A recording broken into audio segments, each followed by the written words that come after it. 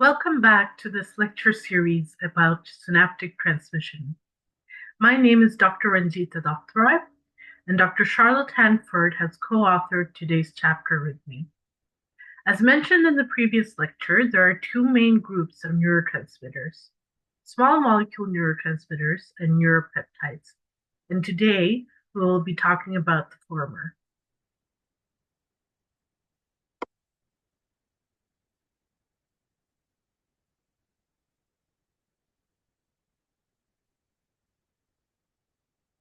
Small molecule neurotransmitters can be divided into two groups. Biogenic amine transmitters comprised of catecholamines, histamine, and serotonin, and amino acid transmitters comprised of glutamate, glycine, and GABA.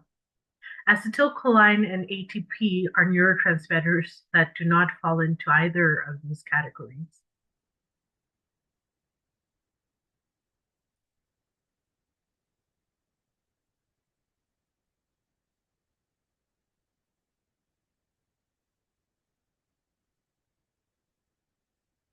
As mentioned in the last lecture, small molecule neurotransmitters are stored in synaptic vesicles and are synthesized in the presynaptic terminal from precursor molecules. They are released fast upon nerve stimulation. In this lecture, we discuss the fundamental properties of the most common small molecule neurotransmitters and how they are synthesized.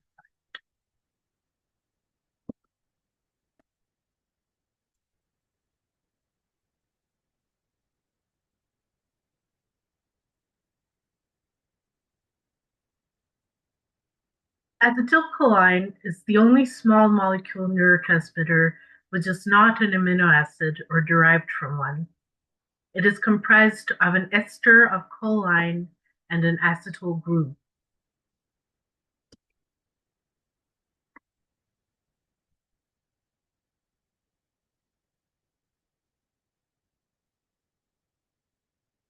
The biosynthetic pathway of acetylcholine has only one enzyme, choline acetyl transferase.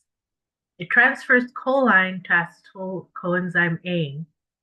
Choline mostly has to be derived from the diet and delivered to neurons through the bloodstream.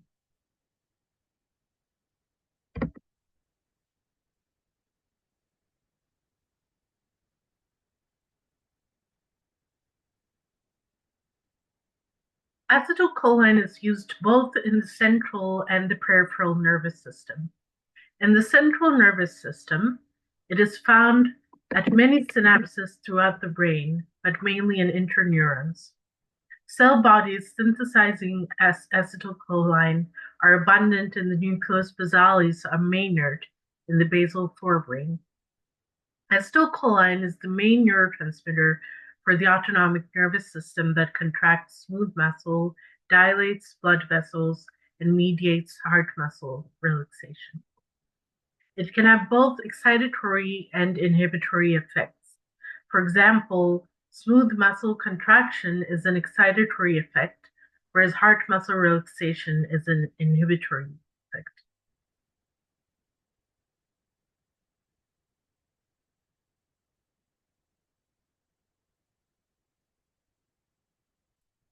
Biogenic amine transmitters include catecholamines such as dopamine, norepinephrine, and epinephrine, as well as serotonin and histamine.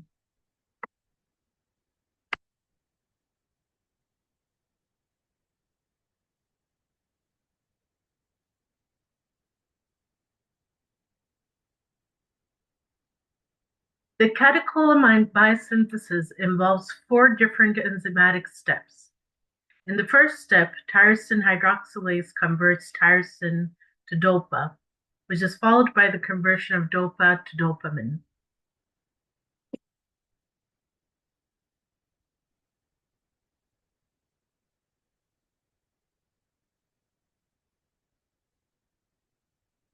Cell bodies producing dopamine are found in the midbrain, in the ventral tegmental area, and the substantia nigra.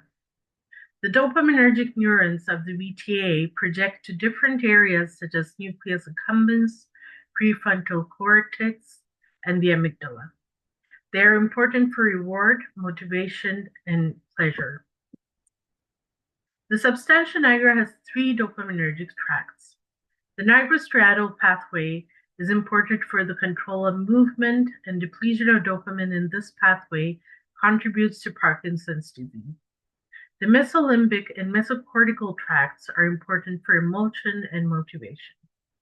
These pathways are also implicated in schizophrenia, where excess dopamine in the mesolimbic tract is associated with paranoid delusions, while reduced dopamine in the mesocortical tract is associated with cognitive decline. Another dopaminergic tract originates in the arcuate nucleus of the hypothalamus and projects to the pituitary gland to regulate the secretion of hormones.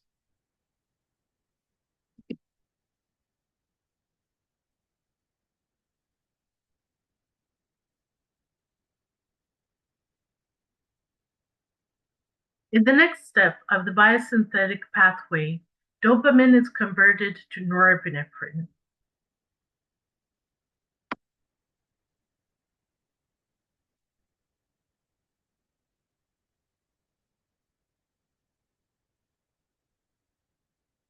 Norepinephrine is the only neurotransmitter which is synthesized in vesicles.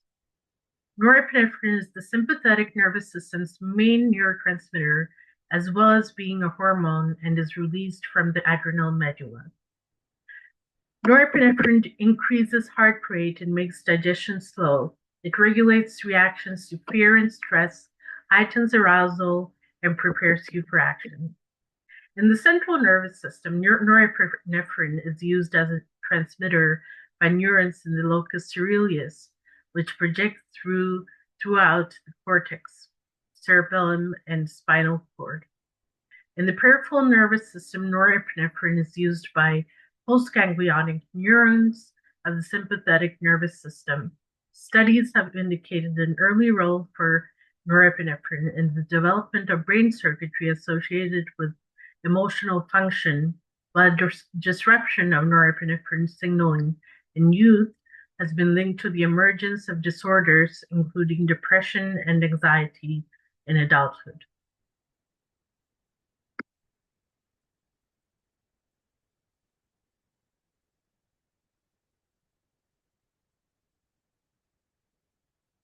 In the final step of the catecholamine biosynthetic pathway, norepinephrine is converted to epinephrine.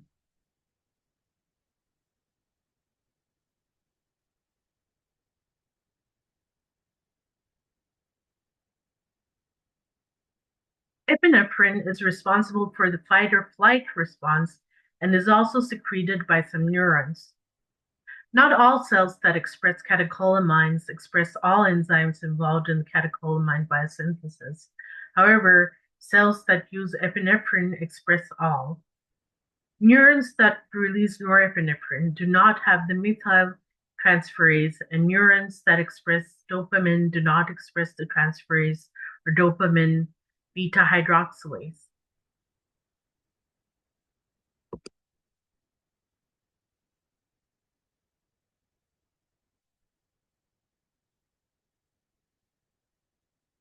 Histamine is an imidazole.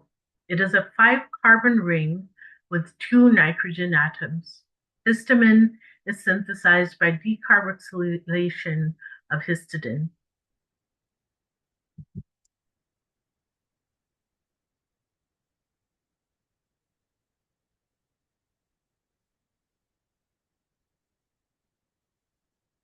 Histamine is found in both invertebrates and vertebrates and is released from mast cells, vasculature, smooth muscle, and exocrine glands.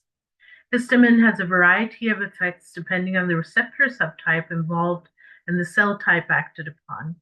For example, H1 receptors have pro-inflammatory effects in allergy responses and are also prominently expressed in the brain, where they are involved with learning and memory and aggression. Additionally, together with H3 receptors, H1 receptors in the hypothalamus are implicated in regulating the sleep-wake cycle, whereby H1 activation promotes wakefulness, while H3 activation promotes sleep.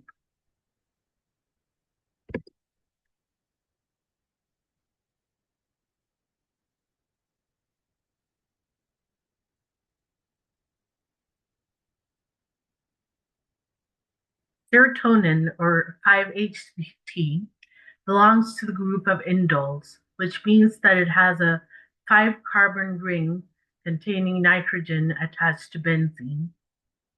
The controlling enzyme of serotonin synthesis is tryptophan hydroxylase, which is similar to tyrosine hydroxylase. In step 2 of serotonin synthesis, 5-hydroxytryptophan decarboxylase, 5-HTP, acts and is similar to L-DOPA decarboxylase.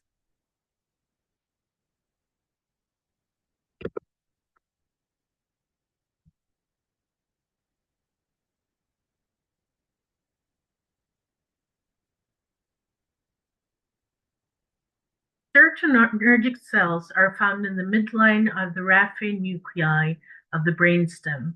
The projections are widely spread around the brain and the spinal cord. Serotonin is a modulatory neurotransmitter as well as a hormone, which regulates mood, sleep, wakefulness, appetite, and aggression, circadian rhythms, body temperature, and neuroendocrine function. Low levels result in sleepiness, brain fog, and confusion, and very low levels of serotonin result in depression, which is often treated with a class of medications known as selective serotonin reuptake inhibitors, or SSRIs. The two most prevalent serotonin receptors are 5-HT1A and 5-HT2A receptors. These mediate different responses to stress, with 5-HT1A being involved in tolerating the source of stress, while 5-HT2A mediates active coping.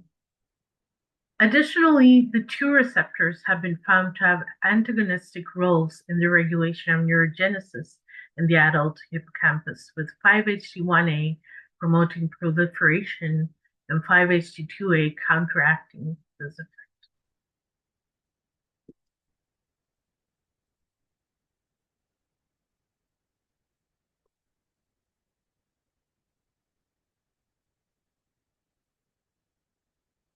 Amino acid transmitters are universal cellular constituents as opposed to acetylcholine and biogenic amines, which are made in certain neurons.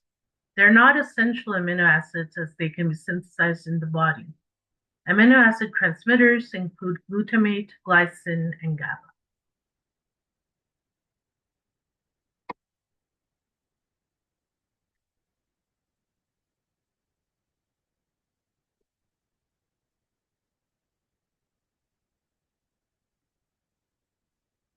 Glutamate is the most frequently used neurotransmitter in the central nervous system and is used by both neurons and glia.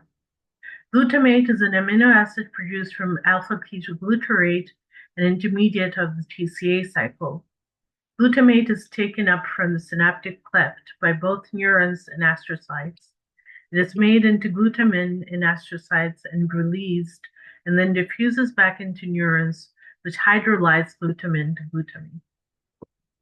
It is excitatory at inotropic receptors and modulatory at metabotropic receptors. Excessive accumulation of glutamate triggers a cascade of excitotoxicity leading to cell death and neurological damage.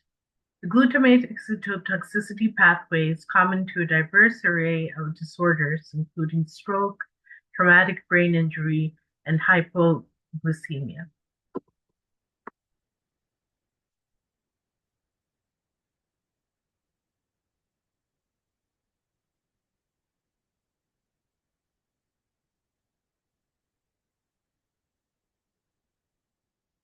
Glycine is found in the forebrain, the brainstem, the retina, as well as being the main neurotransmitter of inhibitory interneurons of the spinal cord. It is synthesized from serine by the serine hydroxymethyl transferase, as well as by the glycine synthase enzyme. Despite its inhibitory role in adult physiology, it has an excitatory effect during embryonic development that is critical for the formation and maturation of neuronal circuits. Glycine also has important roles in cell proliferation and specification. For example, the glycine receptor GlyRE2 has been implicated in directing photoreceptor differentiation in the retina.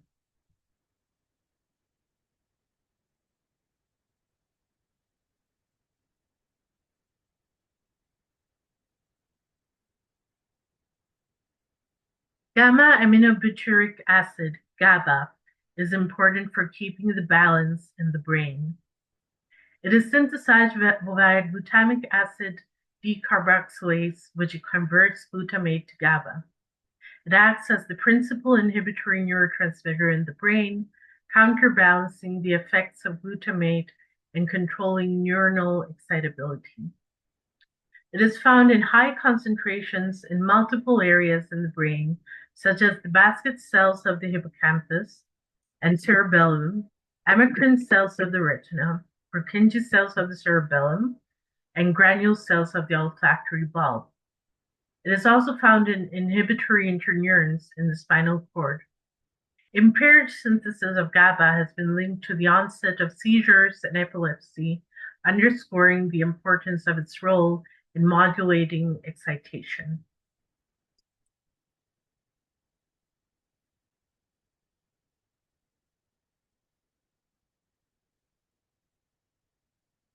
ATP and its degradation products are used as neurotransmitters in a wide range of nervous system activities. The transmission of adenine and guanine is known as purinergic transmission. It is used in vas deferens, bladder, muscle fibers of the heart, nerve plexuses, and smooth muscle in the gut, has numerous functions in the brain, and is especially important for pain.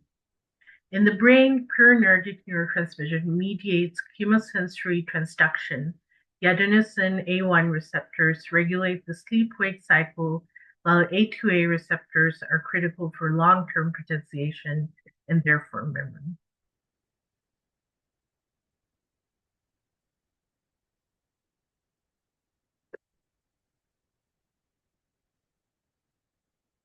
As you have seen, there is a variety of small molecule neurotransmitters in the nervous system which give rise to fast release upon action potential stimulation.